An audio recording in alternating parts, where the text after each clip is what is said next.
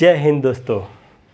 ये आज हमारा इंडियन ज्योग्राफी का दूसरा सेशन है, जो कि इससे पहले आप सभी के बीच मैंने बिहार के बारे में कुछ चर्चा की थी। बिहार की लंबाई चौड़ाई और कुछ उसकी भौगोलिक दशा दिशा के बारे में जान लिए थे, और थोड़ी सी ये भी जान लिए थे कि ये भारत की जो लंबाई चौड़ाई कितनी है उत्तर से दक्षिण दिशा में और पश्चिम से पूर्व दिशा में, ये सभी को पता होगा कि ये जैसे कि यहाँ पे देखिए, ये भारत का मैप आप सभी देख पा रहे होंगे। भारत के मैप जो है ये टोटल इसकी लंबाई 3214 किलोमीटर है, यानी कहाँ से कहाँ, उत्तर से दक्षिण दिशा की है। और यहाँ आप ये देखिए गुजरात की ये लास्ट छोर से लेके यहाँ तक अरुणाचल प्रदेश के लास्ट छोर तक इसकी कुल लंबाई 2933 किलोमीटर है। कितनी? 2933 किलोमीटर है।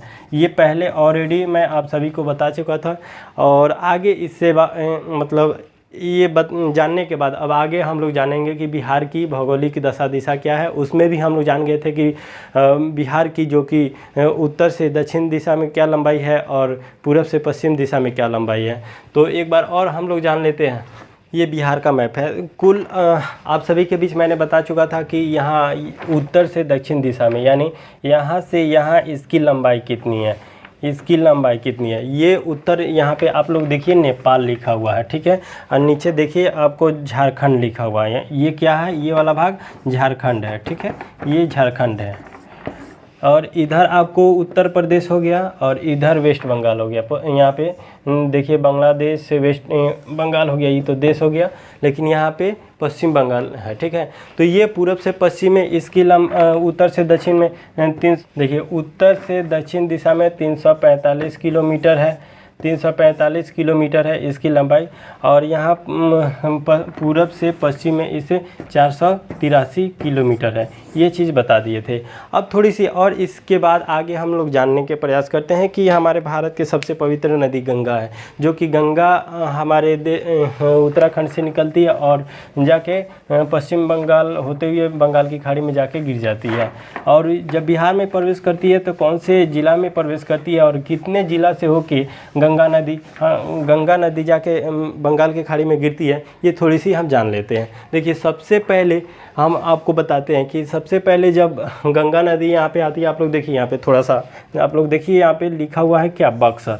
बक्सर में आती है, ठीक है। सबसे पहले बक्सर में, उत्तर प्रदेश से बक्सर में प्रवेश करती है, बक्सर होते हुए, ठीक, जिसे भोजपुर आरा कहा जाता है, भोजपुर में जाती है। सबसे पहले बक्सर में प्रवेश करती है, उसके बाद भोजपुर में जाती है, फिर सारण जिला में जाती है, जिसे छपरा होते हुए, सारण जिला छपरा होते हुए यहाँ आगे बढ़ती है हाजीपुर। यहाँ पे पटना आ गया, पटना से हाजीपुर वैशाली, ठीक है। हाजीपुर वैशाली, वैशाली यदि हो गया, वैशाली क्या हो गया, जिला हो गया। हाजीपुर होते हुए आप यहाँ पे आइए समस्तीपुर, ठीक है। ये समस्तीपुर हो गया, ठीक है। समस्तीपुर होते हुए फिर समस्तीपुर से आपको कहाँ, बेगूसराय, बेगूसराय हो गया, ये बेगूसराय हो गया, ठीक है। बेगूसराय से खगड़िया, खगड़िया फिर आती है, ठीक ना। खगड़िया होके फिर मुंगेर, मुंगेर, और मुंगेर से आपको भागलपुर, भागलपुर से कटिहार होते हुए ये पश्चिम बंगाल में चली जाती है। देखिए जब ये गंगा नदी बिहार में आती है तो बिहार में जैसे प्रवेश करती है तो प्रवेश करने के बाद बिहार को दो भागों में बांट देती है। कितने भागों में बांट देती है? बिहार को दो भागों में बांट देती है। ये बिहार हो गया, दो भागों में हो गया। ये हो गया उत्तरी बिहार, ठीक है, उत्तरी बिहार। ये हो गया आपको दक्षिणी बिहार, दक्षिणी बिहार, ठीक है। आप लोगों को तो नहीं दिख रहा होगा, मार्कर चेंज कर लेते हैं। ये हो गया उत्तरी बिहार। ये ऊपर वाला भाग जो यहाँ से देखिए, वो ये वाला भाग उत्तरी बिहार हो गया। ये बाढ़ ग्रसित क्षेत्र है, ठीक है, और ये बाढ़ ग्रसित क्षेत्र नहीं। इधर आपको सूखा हो गया, पड़ जाता है, सूखा रहता है, लेकिन इधर बाढ़ के जब बरसात आती है तो पूरे बाढ़ यहाँ पे पानी की मात्रा भरी रहती है। तो ये चीज़ हम लोग जान गए। अब देखिए अब आगे इसके बाद आप सभी को सारा चीज़ बता दिए कि इसकी उत्तर से दक्षिण की लंबाई क्या है, पूरब से पश्चिम की लंबाई क्या है। अब थोड़ी सी और इसके बारे में जान लेते हैं। गौर से सुनिएगा लोग, ये पॉइंट आप लोग को नोट करना चाहिए। जैसे कि 461 ईसा पूर्व में हर्यक वंश के शासक, एक हर्यक वंश के शासक हुआ करते थे जिनका नाम उदयन हुआ करता था उस समय, ठीक है। वो उदयन क्या किए कि ये सोन नदी और गंगा नदी के जो संगम है, सोन नदी और गंगा नदी के संगम आपको यहाँ पे दिखाते हैं। ये सोन और गंगा नदी यहाँ पे ये है, ये आपको सोन इधर से चल गया और यही है गंगा नदी, ठीक है। इसी के संगम पे, ठीक है, एक क्या बैठा है, पाटलिपुत्र नामक नगर बसा है, ठीक है।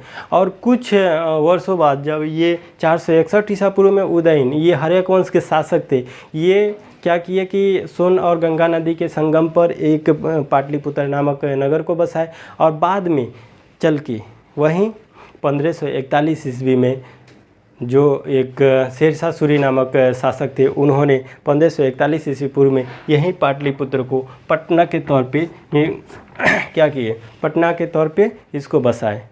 तो ये पटना आज हमारे वर्तमान समय में बिहार की राजधानी हुआ करती है। एक क्वेश्चन आप लोग को नोट कर लेना चाहिए कि जैसे कि बीपीएससी का पूछा हुआ क्वेश्चन है कि भारत का वो कौन सा राज्य है, ठीक है, भारत का वो कौन सा राज्य है जो कि उसकी राजधानी गंगा नदी के तट पे बसा हुआ है, तो वो चीज़ पटना है, ठीक है। पटना एक नगर है जो कि गंगा नदी के तट पे बसा हुआ है, गंगा नदी के तट पे यहीं बसा हुआ है, गंगा नदी के तट पे बसा हुआ है, ठीक है। ये चीज़ तो आप लोग जान गए। तो आगे अब इससे और थोड़ा सा बढ़ लेते हैं कि आगे अब क्या जानना है हमें।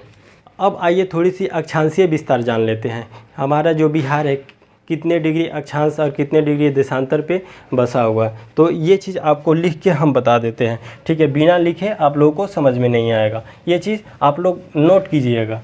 देखिए बिहार का अक्षांशीय विस्तार, इसको गौर से नोट कीजिएगा। ये पूछा हुआ क्वेश्चन है कि बिहार कितने डिग्री अक्षांश पे और कितने डिग्री देशांतर पे बसा हुआ है, तो आप लोग लिख लीजिए। ये एक पॉइंट हम आपको नोट करा देते हैं, ठीक है।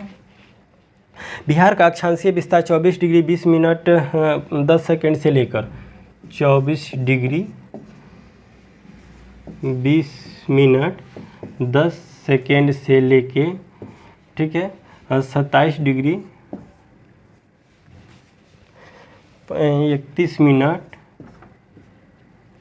और 15 सेकेंड ये उत्तरी देशांतर, उत्तरी अक्षांश में, मतलब उत्तरी अक्षांश में फैला हुआ है, ठीक है। कितने उत्तरी अक्षांश में,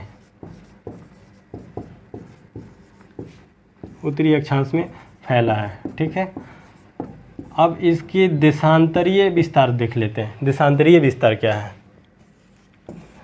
देशांतरीय विस्तार,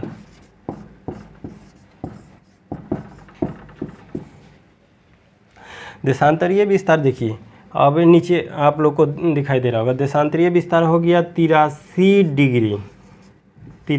डिग्री 19 मिनट 50 सेकेंड से लेके 88 डिग्री 17 मिनट 40 सेकेंड, 40 सेकेंड ये पूर्वी देशांतर तक फैला हुआ है, ठीक है। कहाँ, पूर्वी देशांतर।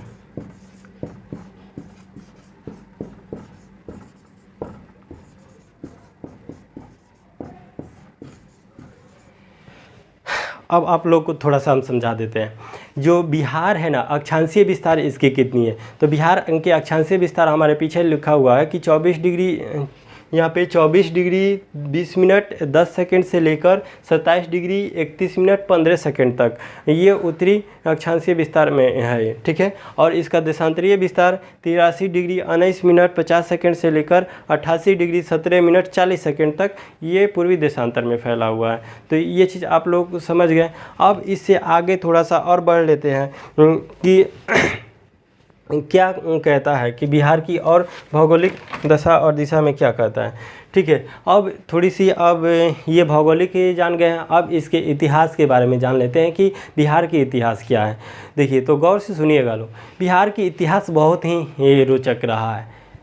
तो रोचक को क्या चीज़ रहा है, तो तृतीय दिल्ली दरबार के तहत जो बंगाल प्रांत है ना, तृतीय दिल्ली दरबार के तहत बंगाल प्रांत का ये थी विभाजन हुआ। उसी विभाजन के दौरान 1911 में ये बंगाल प्रांत का विभाजन करके एक नया राज्य का गठन हुआ। और वो गठन कब हुआ, 22 मार्च 1912 को वो राज्य का गठन हुआ, जिसे आज हम बिहार के रूप में जानते हैं। और जब 22 मार्च 1912 को बिहार राज्य का गठन हुआ, उसी दिन से हम लोग क्या करते हैं कि 22 मार्च को बिहार दिवस के रूप में मनाते हैं। तो बिहार दिवस कब मनाते हैं, ये हमेशा पूछा जाता है कि बिहार दिवस कब मनाया जाता है और इसकी बिहार की स्थापना कब हुई थी। ये हमेशा आपसे पूछा हुआ क्वेश्चन है कि बिहार की स्थापना कब हुई थी। देखिए बिहार की स्थापना, बिहार की स्थापना कब हुई थी, तो 22 मार्च 1912 को। ठीक है, किससे अलग होके, बंगाल से अलग होके, बंगाल से अलग होके। ठीक है, बंगाल से अलग होके,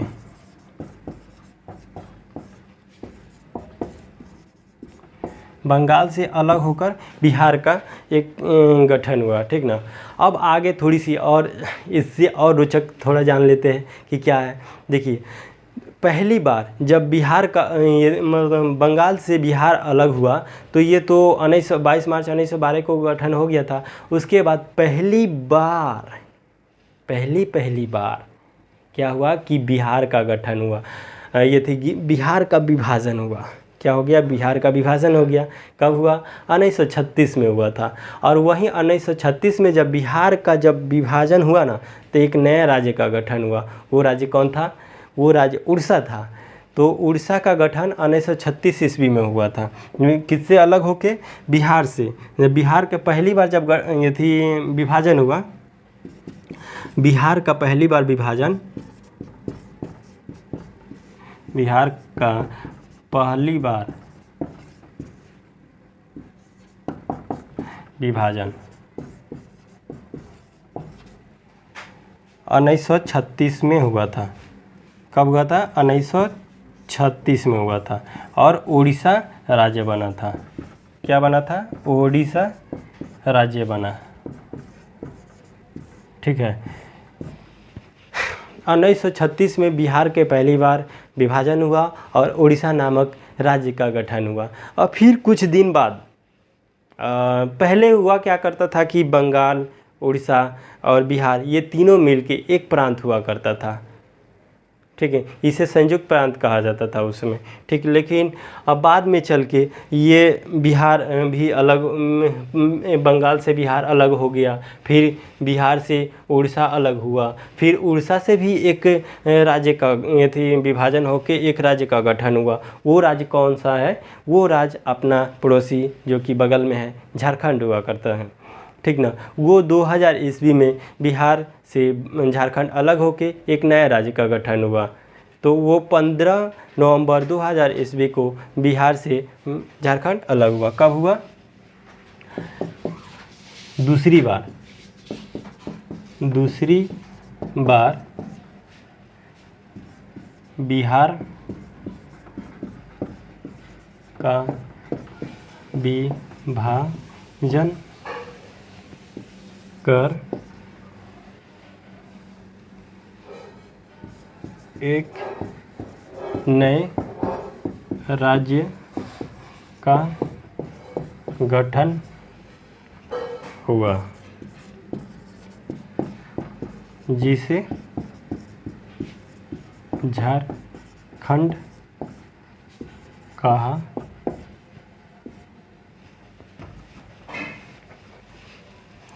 जाता है। देखिए अब ये विभाजन कब हुआ था, विभाजन हुआ था 15 नवंबर 15 नवंबर 2000 को, 2000 ईस्वी को ये विभाजन हुआ था। ठीक है, अब ये चीज़ जान गए कि हमारे ये, अब देखिए बिहार को 2 बार विभाजन हो गया। एक बार 1936 में विभाजन हुआ, ठीक, एक बार 15 नवंबर 2000 को विभाजन हुआ। तो 2 राज्य का अलग अलग बंटवारा हो गया, एक उड़ीसा का और एक झारखंड का। अब जितने भी, अब एक चीज़ और है कि बिहार में उतनी प्राकृतिक संपदा नहीं है, लेकिन जो भी प्राकृतिक संपदा है वो हमारे पड़ोसी राज्य झारखंड में चला गया। जैसे वहाँ पे कोयला का ये थी उत्पादन अधिक मात्रा में, भंडारण भी सबसे ज़्यादा वो झारखंड में ही है, और वहाँ पे उत्पादन भी सबसे ज़्यादा वहीं पे होती है। ठीक है, आगे और चलिए हम अब देखते हैं। ये चीज़ तो थोड़ा सा ऐतिहासिक वगैरह चीज़ हो गया, ठीक ना, कि बिहार की ऐतिहासिक विभाजन वगैरह सारा चीज़ हो गया। अब थोड़ा सा इससे बिहार की राजनीति के भी बारे में जान लेते हैं कि बिहार की राजनीतिक है कितनी। देखिए, सबसे पहले बिहार एक द्विसदनीय विधायिका वाला राज्य है। क्या है? बिहार द्विसदनीय विधायिका वाला राज्य है। द्विसदनीय कहने का मतलब क्या होता है कि बिहार, देखिए द्विसदनीय कहने का मतलब ये होता है ना, द्विसदनीय, यहाँ पे देखिए द्विसदनीय, द्विसदनीय का मतलब होता है कि एक विधानसभा, एक हो गया क्या, विधानसभा,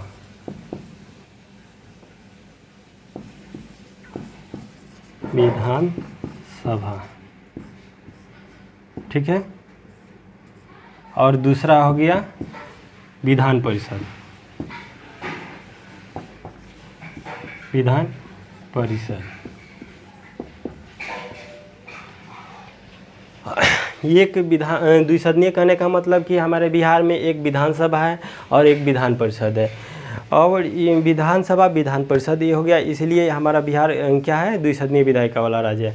तो बिहार में देखिए लोकसभा भी है और राज्यसभा भी है। तो बिहार में लोकसभा सीटों की संख्या कितनी है? बिहार में जो है लोकसभा सीट है, यहाँ पे थोड़ा सा लिख देते हैं, लोकसभा के सीट,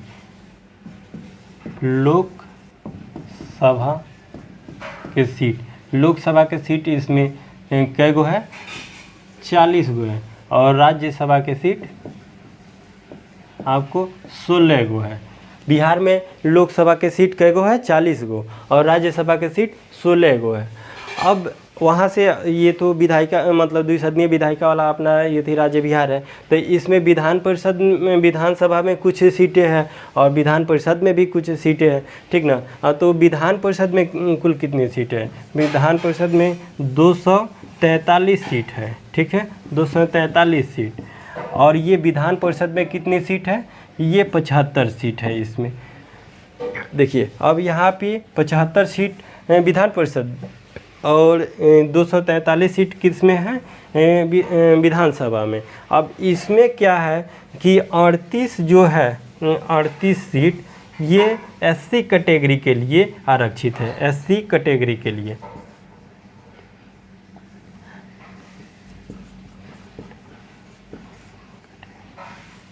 SC कैटेगरी के लिए आरक्षित है, ठीक है, आरक्षित है। और ये 2 सीट क्या चीज़ है?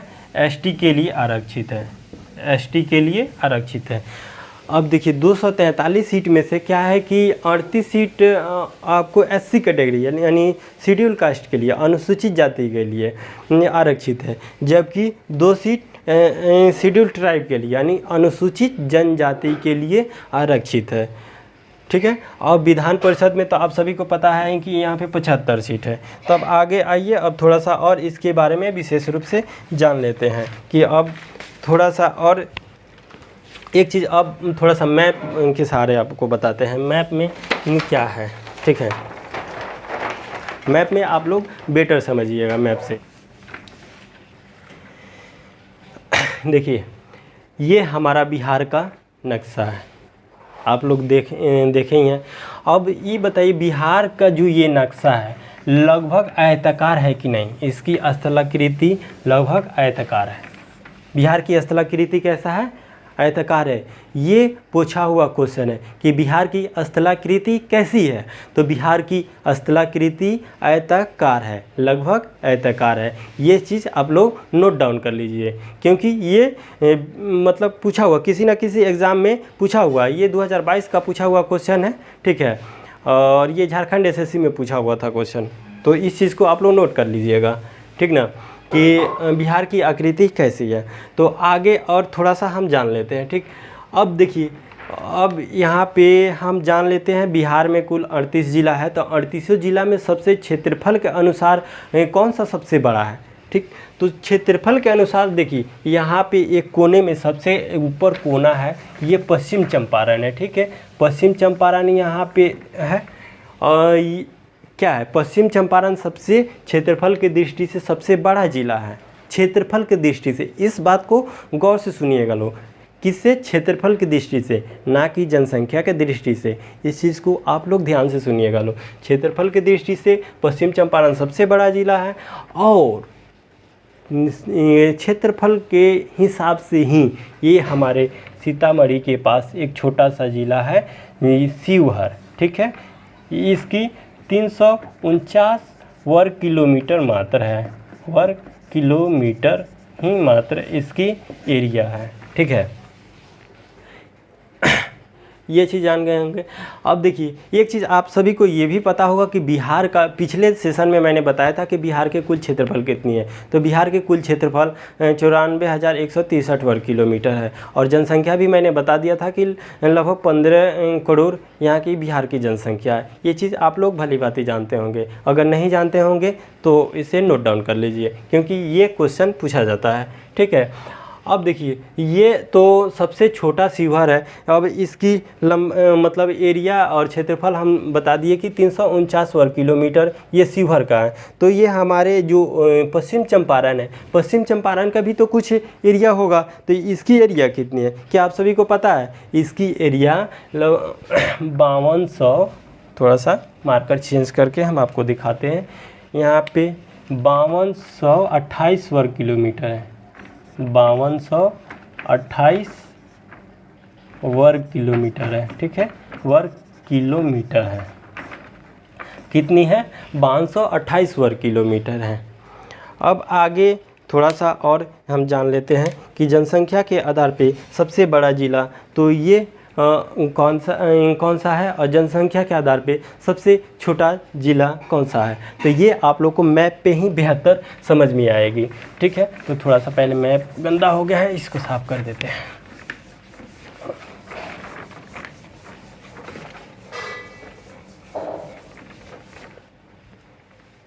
देखिए, जनसंख्या के आधार पे आप सभी को पता है, जनसंख्या के आधार पे हमारे बिहार की राजधानी जो पटना है, ये जनसंख्या के आधार पे सबसे बड़ा ज़िला है, तथा सबसे छोटा ज़िला जो कि यहाँ पे आप देख पा रहे होंगे, शेखपुरा। ये शेखपुरा सबसे छोटा मतलब जनसंख्या की दृष्टि से सबसे छोटा ज़िला है, ये शेखपुरा, ठीक है। और ये हो गया आपको पटना। कहाँ गया भाई पटना? मत करो घटना। ये है पटना। ये क्षेत्रफल के दृष्टि से देखिए कितना है, जनसंख्या मतलब जनसंख्या देखिए, ये सब आपको पटना ही नज़र आएगा, ये सब पटना है, जितना घेरे हैं ये पटना है। तो ये जनसंख्या के दृष्टि से सबसे बड़ा ज़िला है, और ये जनसंख्या के दृष्टि से शेखपुरा सबसे छोटा ज़िला है, ठीक है।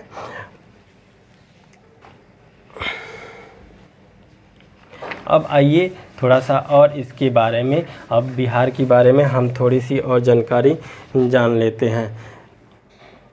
अब देखिए, बिहार जो है ना, बिहार पूरे भारतवर्ष में, बिहार जो है पूरे भारतवर्ष में सबसे अधिक जनसंख्या घनत्व वाला राज्य है। तो वो जनसंख्या घनत्व 2011 के जनगणना के अनुसार कितनी है बिहार की लगभग जनसंख्या घनत्व, तो ये चीज़ हम आपको थोड़ा सा अब लिख के बताएंगे।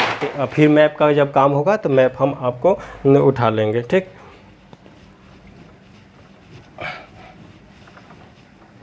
2011 की जनगणना के अनुसार 2011 के जनगणना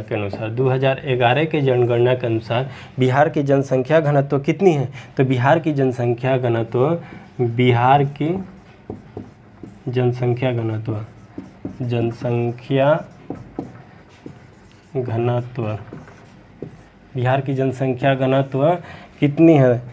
अब आपको बता देते हैं कि बिहार की जनसंख्या घनत्व लगभग 1106 है। अब 1106 यहाँ पे है, ठीक, 1106 वर्ग किलोमीटर है, ठीक ना। अब ये चीज़ तो जान गए लोग कि बिहार में, अच्छा एक चीज़ बताइए, बिहार में सर्वाधिक जो है ये थी कौन सा है? सर्वाधिक वर्षा वाला जिला किशनगंज और सबसे कम गया है। बिहार का सर्वाधिक वर्षा वाला जिला किशनगंज एवं सबसे कम गया है। अब बिहार में सबसे अधिक गर्मी कहाँ पे होती है? गया में होती है, ठीक है।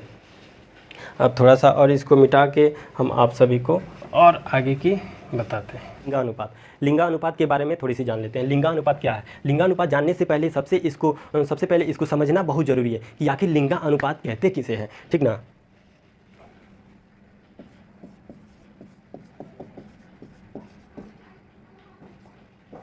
लिंगानुपात का फार्मूला आप लोग जान लीजिए। देखिए, लिंगानुपात का फार्मूला होता है ये स्त्री, महिला बटा पुरुष। अब महिला बटा पुरुष ये लिंगानुपात हो गया, तो ये थी वाला हो गया। तो इसमें 1000 पे कितना है, ठीक है। 1000 पुरुषों पे महिलाओं की संख्या कितनी है? 1000 पुरुषों पे महिलाओं की संख्या 918 है। यही बिहार की क्या है? यही बिहार की लिंगानुपात है। तो बिहार की लिंगानुपात कितनी है? बिहार के लिंगानुपात 918 है। बिहार, अब लिंगानुपात आप लोग समझ गए कि लिंगानुपात किसे कहते हैं। तो महिला बटा पुरुष, महिला और पुरुष के अनुपात को ही लिंगानुपात कहा जाता है। तो 1000 पुरुषों में महिलाओं की कितनी संख्या है, तो वही चीज़ होता है लिंगानुपात, ठीक है। अब देख लेते हैं कि बिहार में सबसे अधिक किस जिला का लिंगानुपात सबसे अधिक है। तो देखिए, बिहार में सबसे अधिक माने सबसे सर्वाधिक लिंगानुपात हमारे किशनगंज का है, ठीक है। सॉरी, किशनगंज नहीं, गोपालगंज का है।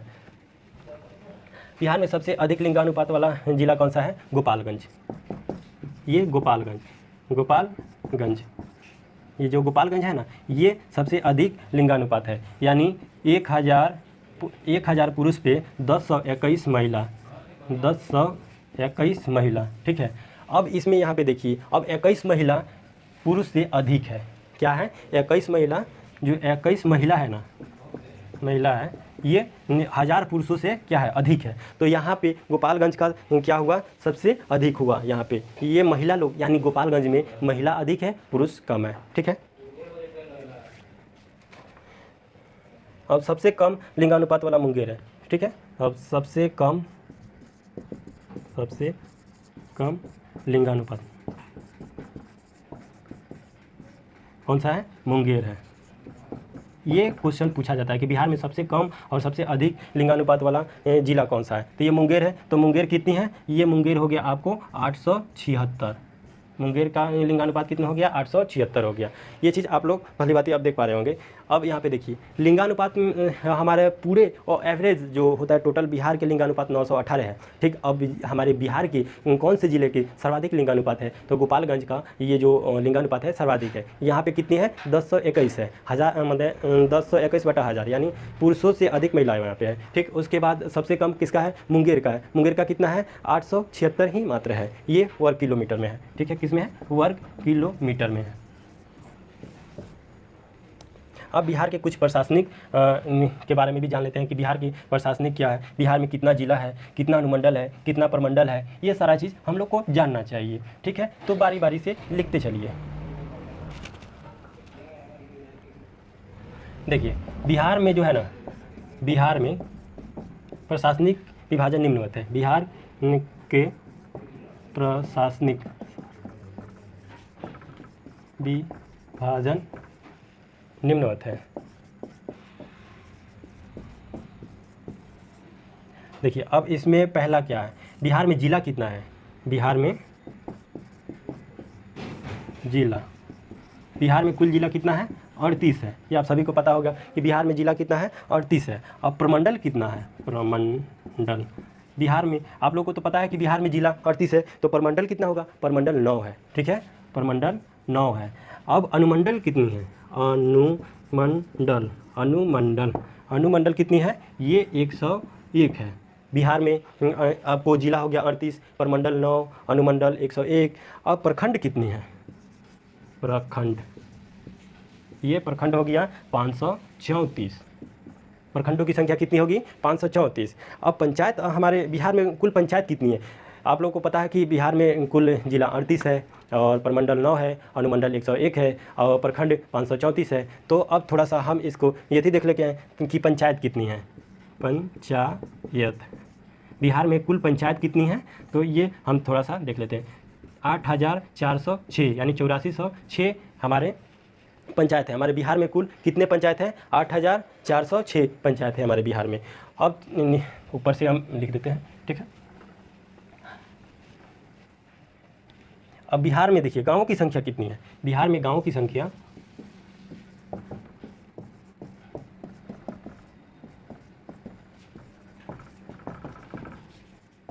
45,000 प्लस है। बिहार में गांवों की संख्या कितनी है? 45,000 प्लस है। ये चीज़ तो अब हम लोग प्रशासनिक सारा चीज़ जान गए।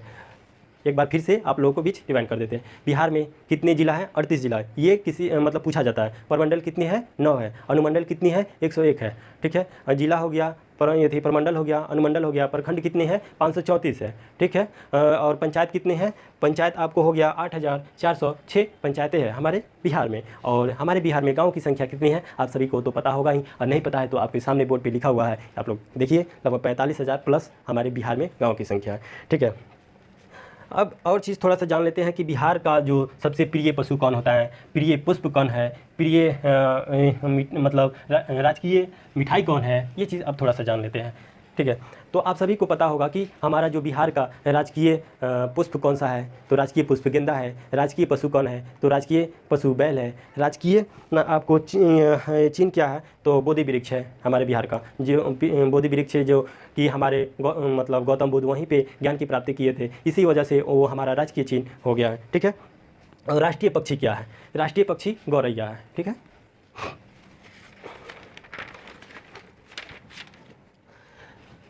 और ये चीज़ तो हम आपको बता दिए। चलिए लिख देते हैं और इसको बढ़िया से जान लीजिए। राजकीय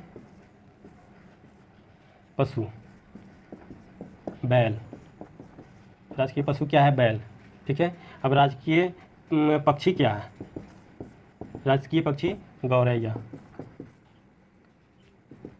गौरैया। ठीक है, राजकीय पक्षी गौरैया। राजकीय पशु बैल हो गया, राजकीय पक्षी गौरैया हो गया। राजकीय पुष्प क्या है? पुष्प गेंदा।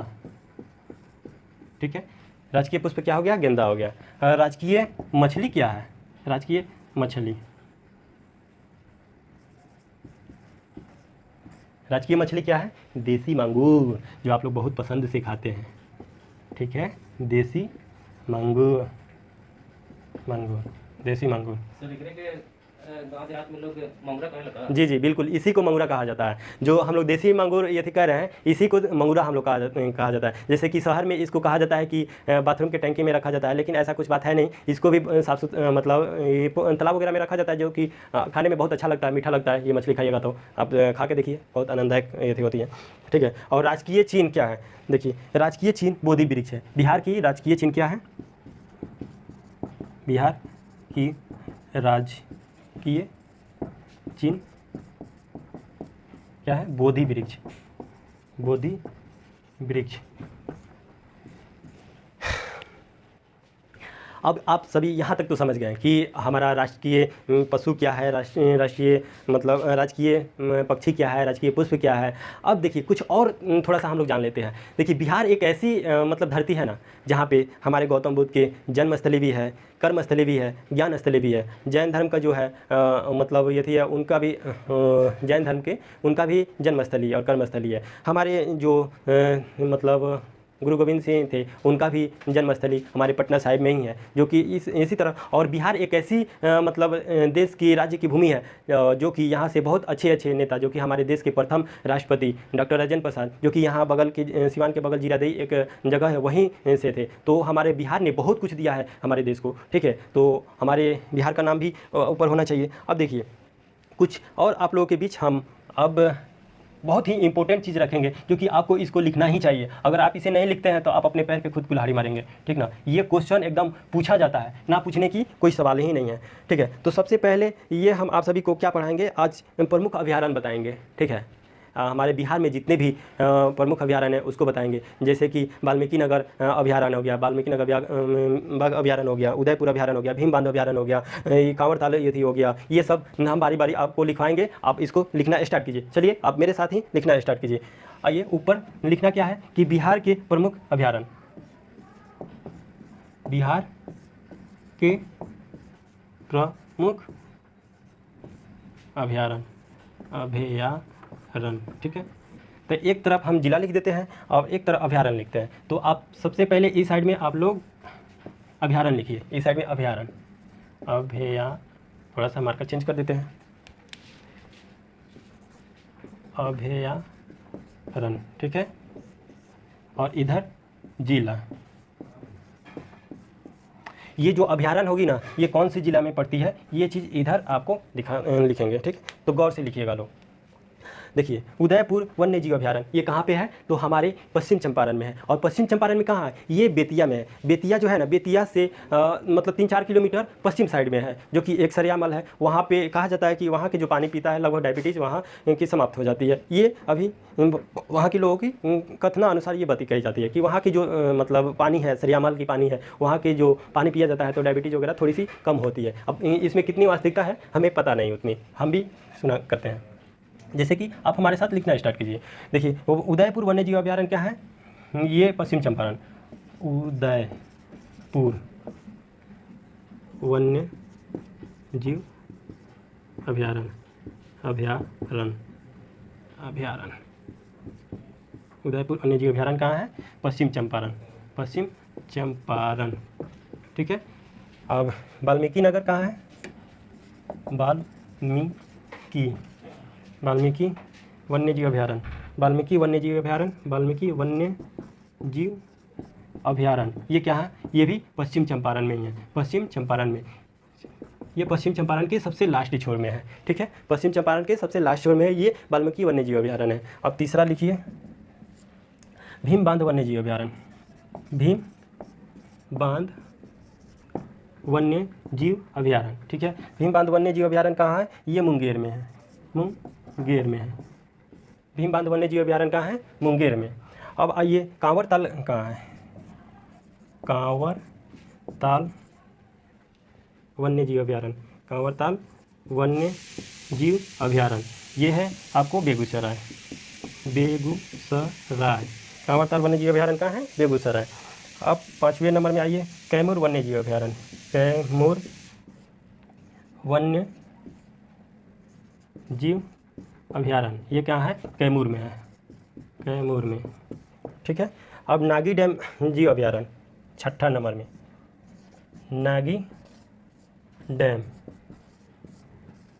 जीव अभयारण्य ये कहाँ है, जमुई में, जमुई। ये आप लोग देखे होंगे। देखिए उदयपुर वन्य जीव अभयारण्य क्या है, पश्चिम चंपारण में। उदयपुर वन्य जीव अभयारण्य पश्चिम चंपारण में। वाल्मीकि वन्य जीव अभयारण्य ये भी पश्चिम चंपारण है, जो पश्चिम चंपारण की सबसे लास्ट छोर में है। और ये उदयपुर वन्य जीव अभयारण्य बेतिया, जो पश्चिम चंपारण की मुख्यालय है बेतिया, उसी बेतिया से थोड़ी सी 3-4 किलोमीटर पश्चिम साइड में है। अब भीम बांध जो है, भीम बांध वन्य जीव अभयारण्य कहाँ है, मुंगेर में, ठीक। कांवरताल वन्य जीव अभयारण्य कहाँ है, बेगूसराय, कांवरताल वन्य जीव अभयारण्य बेगूसराय। कैमूर वन्य जीव अभयारण्य कहाँ है, कैमूर में, ठीक। नागी डैम जीव अभयारण्य कहाँ है, जमुई में। अब इससे आगे थोड़ी सी ऊपर लिखते हैं, ठीक। आप लोगों ने यहाँ तक लिख लिया होगा।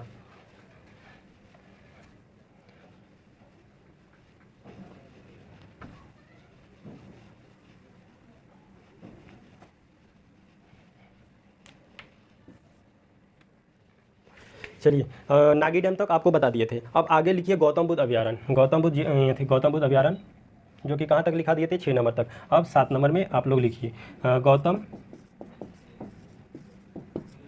बुद्ध जीव अभयारण्य, ठीक है। ये कहाँ है? गौतम बुद्ध जीव अभयारण्य, ये है आपको गया में। गौतम बुद्ध जीव अभयारण्य कहाँ है? गया में। अब आइए कुशेश्वर, 7 8 कुशेश्वर, कुशेश्वर ना जी, कुशेश्वर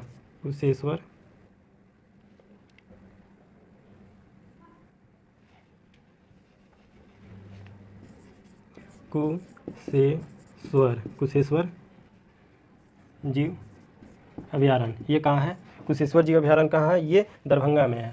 दरभंगा में कहाँ है? दरभंगा में। और गोगाभील झील ये थी कहाँ है? अभी ये 9 नंबर में गोगाभील झील, गोगाभील अभयारण्य, ये आपको कहाँ है? कटिहार में। आप लोगों ने इतना लिख लिया होगा कि गौतम बुद्ध जीव अभयारण्य कहाँ है? गया में। कुशेश्वर जीव अभयारण्य कहाँ है? दरभंगा में। गोगाभील अभयारण्य जीव अभयारण्य कहाँ है? कटिहार में। आप सभी ये भली बात है। आप लोग यदि ये नहीं लिखे तो फिर आप लोग पढ़ने का कोई मतलब नहीं बनता है। ये एकदम मोस्ट इम्पोर्टेंट है, ठीक है। ये मोस्ट इम्पोर्टेंट आप लोग को टॉपिक बता रहे हैं। बिहार का ये प्रमुख अभयारण्य है, ठीक ना। अब आगे आइए थोड़ी सी और इसके बारे में जान लेते हैं। और बहुत सारा यदि है, जैसे कि पंत वन्य जीव अभयारण्य कहाँ है? 10 नंबर में आप लोग लिख लीजिए, पंत वन्य जीव अभयारण्य, पंत वन्य जीव अभयारण्य, ये कहाँ है? नालंदा में।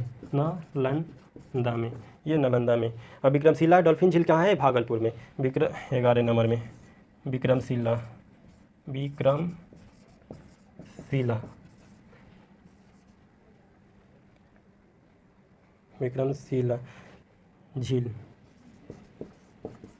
विक्रमशिला झील या सलीम अली पक्षी अभयारण्य। ये विक्रमशिला कहाँ है? ये विक्रमशिला जो है, विक्रमशिला डॉल्फिन, ये भागलपुर में है, भागलपुर में, ठीक है। और एक और चीज़ आप लोग नोट कर लीजिए, बरैला झील, सलीम अली झील, ये कहाँ है? आपको वैशाली में। बरैला झील, सलीम अली झील, ये बरैला में। बरैला झील, सलीम अली झील, ये बरैला में। बरैला झील, सलीम अली झील, ये वैशाली में है। कहाँ है? वैशाली में। दोस्तों, आज की सेशन यहीं पे समाप्त की जाती है और नेक्स्ट सेशन के लिए आप हमारे चैनल को सब्सक्राइब कीजिए, लाइक कीजिए और शेयर करना ना भूलिए। नेक्स्ट सेशन फिर से आपको नेक्स्ट वीडियो में अपलोड की जाएगी। तब तक के लिए जय हिंद दोस्तों, जय भारत।